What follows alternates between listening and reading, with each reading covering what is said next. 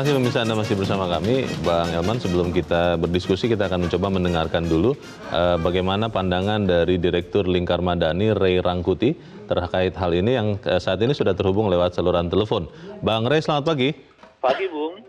Bang Ray, kita terkejut dengan hoax tentang adanya surat suara yang sudah dicoblos, dan ini sedang diproses, diselidiki oleh polisi. Kalau kita melihat ini, akan cepat tidak kita mengetahui siapa yang membuat hoax ini dan bagaimananya? Menurut Anda bagaimana, Bang Ray? Tentu mudah-mudahan harapan kita begitu ya, polisi dengan cepat, profesional untuk melakukan pengungkapan ya, apa sih sebenarnya motif, tujuan dan keuntungan seperti apa yang ingin diraih dari hoax tentang 70 juta surat suara gitu. Karena sederhana menurut saya melihatnya, itu sebetulnya cukup dilihat dari soal apakah format suaranya itu sudah ditentukan oleh KPU, sudah dipastikan modelnya begitu kan, kira-kira gitu. Foto yang ditampilkan di surat suara itu sudah benar nggak sesuai dengan yang dibuat oleh KPU gitu. Kemudian font ya, huruf yang akan dituliskan di situ juga, ya apakah itu sesuai dengan format yang sudah dibuat oleh KPU. Itu semua mestinya ada SK-nya.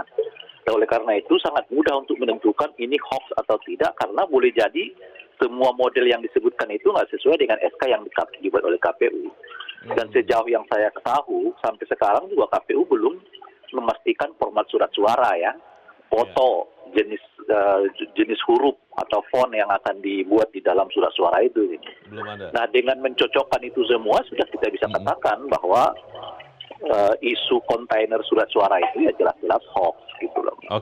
Kalau modelnya macam-macam aja belum ditentukan oleh KPU, dari mana memastikan bahwa itu adalah surat suara, kan kira-kira gitu. Betul.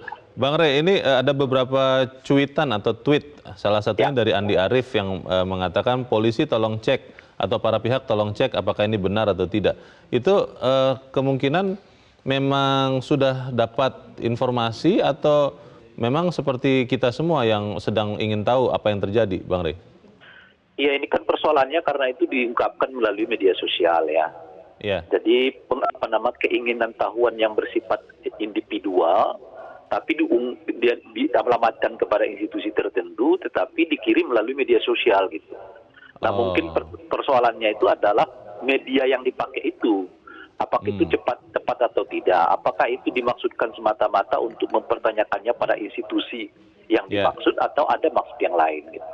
Di situ nanti mungkin perdebatannya soal apakah itu termasuk hoax di media sosial atau tidak gitu. Bang Ray, ini tweetnya itu sudah dihapus karena katanya ingin mengecek.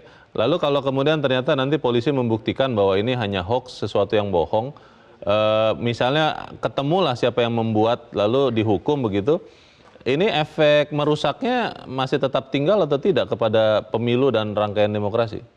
Mudah-mudahan tidak ya, makanya kita berharap polisi segera melakukan penuntasan gitu. Karena kalau kita lihat efeknya terhadap kualitas demokrasinya tidak gitu, tapi efeknya terhadap orang per orang ya kan kena gitu. Misalnya dalam ini karena Andi Arief dan beberapa orang yang terlihat melakukan share terhadap berita ini berada di kubu 02 gitu, mungkin efeknya akan kepada 02 ya, karena dianggap terus-menerus menimbun berita-berita yang bersifat hoax terhadap publik itu. Baik, semoga tidak ada lagi sesuatu yang bisa kita lihat sebagai teror demokrasi ya. Bang Ray Rangkuti, terima kasih. Tentu saja kita berharap begitu. Ya, baik, makasih, sudah menjelaskan pagi ini. Selamat pagi, Bang Ray. Bugeyo. Bang Elman, ini sesuatu yang memang direncanakan atau memang karena keingintahuan semata atau sekedar menjalankan tugas sebagai warga negara supaya tidak ada syakwa sangka terhadap proses pemilu, atau seperti apa sebetulnya? Maksudnya terkait dengan hoax surat suara itu?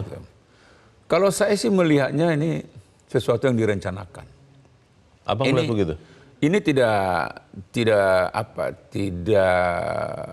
seperti tiba-tiba gitu ya. Ini kan by design ini kan. Jadi memang kalau saya ikutin perkembangannya, memang ada keinginan untuk mendelegitimate pemilu. Membuat masyarakat tidak percaya apapun hasilnya. Jadi di awal sudah dikasih bumbu-bumbu dulu, sehingga kalau hasilnya A, wah ini ada modal untuk katakanlah memprotes, mengajak massa untuk tidak percaya gitu. Oke. Jadi ini bagus apanya ini. Kalau sistem perencanaan untuk merusak, ini udah benar caranya seperti ini. Oh, sudah benar. Udah benar ini. Jadi tidak boleh cara merusak itu justru di ujungnya. Dari awal sudah berproses. Sudah begitu. berproses. Ini ada tahapan-tahapannya, ya kan? Oke. Jadi kalau saya lihat tahap-tahapan kebohongan ini, fitnah ini sudah terjadi jauh-jauh sebelumnya, 3 bulan, 4 bulan yang lalu sudah terjadi ini kan. Oh, bukan hanya peristiwa ini ya? Ini kan ini bagian daripada itu. Oh. Itu yang saya mau katakan. Ketika dia berkilah, katakanlah ini kan kita mau bertanya, ngecek. Nah, pertanyaan saya, ketika orang pintar seperti Leo, seperti saya bertanya, tentu Leo kan punya sumber kan? Betul. Masa kita langsung melempar di publik, media sosial, ketika itu kita tidak percaya kan? Nah, apalagi kalau dari partai, pengurus partai besar mempertanyakan ini, dia kan punya LO di KPU dari partai dia. Penghubungnya ada. Nah, dia juga punya struktur partai kan? Nah, dia juga punya jaringan. Dia mesti bisa mengatakan ini nggak layak untuk dipercaya. Jadi kalau Andi Arief mengatakan ini hanya untuk mengecek dan tidak seperti itu. Dia dengan polos melakukan lewat kalau media dia sosial. Dia bisa cek kepada kepolisian. Dia wakil sekjen kan. Bisa langsung. Tidak harus lewat medsos. Dia bisa cek ke penghubung dia. Ini kan seperti yang dijelaskan oleh Bung Ray tadi. Juga dijelaskan apa ini kan. Ini surat-suara ini kan belum dicetak. Belum ada. Baru berproses. Lalu bagaimana mungkin ada yang dipalsukan, ada yang sudah dicoblos, sementara surat-suaranya belum dicetak.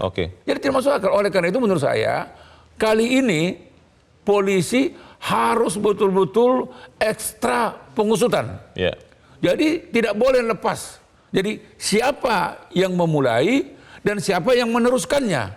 Jadi yang meneruskan ini jangan dipercaya juga bahwa dia ikut-ikutan. Polos begitu. Oh enggak polos. Kita ini Leo, 42 tahun kita wartawan, kita pun pandai menggunakan konon kabarnya, menurut sumber yang layak dipercaya, menurut sumber yang tidak mau disebut namanya, itu kan kita bisa berlindung. Tapi kalau ini sudah menyangkut nasib negara, ini negara bisa hancur ini. Gara-gara tweet seperti ini. Bagaimana sebetulnya masyarakat akan melihat efek dari kejadian ini? Pelakunya tangkap, jangan hanya diperiksa. Kita akan bahas di bagian berikut, kita harus jeda dulu Bang Eman, dan pemirsa tetap bersama kami, Editorial Media Indonesia segera kembali.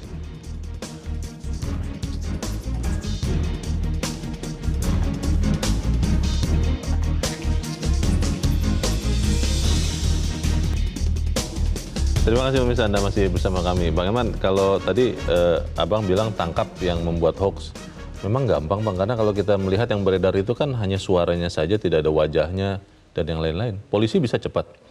Bung Leo, polisi itu jangan kau ajari lagi. Ini kasus ini tidak usah Mabes Polri, tidak usah Polda Metro. Tingkat Kapolsek pun sudah tahu siapa yang bisa ya? Suara ini sudah tahu. Hanya polisi ini kan sekarang kan dia tidak mau terbuka. Karena dia mau lihat dulu itu rangkaiannya dengan siapa nih. Apakah dengan Pak Leo atau dengan saya gitu rangkaiannya nih. Artinya puncaknya siapa nih betulnya ya kan. Siapa yang mengambil untung dalam kasus ini kan. Itu kan itu dulu. Siapa yang ngambil untung? Jangan-jangan Leo yang ngambil untung itu. Ya kan. Jadi ini menurut saya ini saya ingatkan orang-orang yang ikut bermain di dalam berita fitnah ini, udah kalian itu tinggal ditangkap aja kalian itu. Tinggal tunggu waktu. Polisi udah tahu nih suara siapa itu dan nge-tweetnya pertama siapa. Walaupun ada yang bilang saya ingin bertanya aja, udah polisi udah tahu itu. Sebetulnya sudah tahu. Tingkat Kapolsek pun sudah tahu itu. Jangan kau anggap enteng terhadap polisi ini. Tidak usah Kapolri, Kapolda, Kapolsek. Yang penting kecepatannya juga ya Bang ya.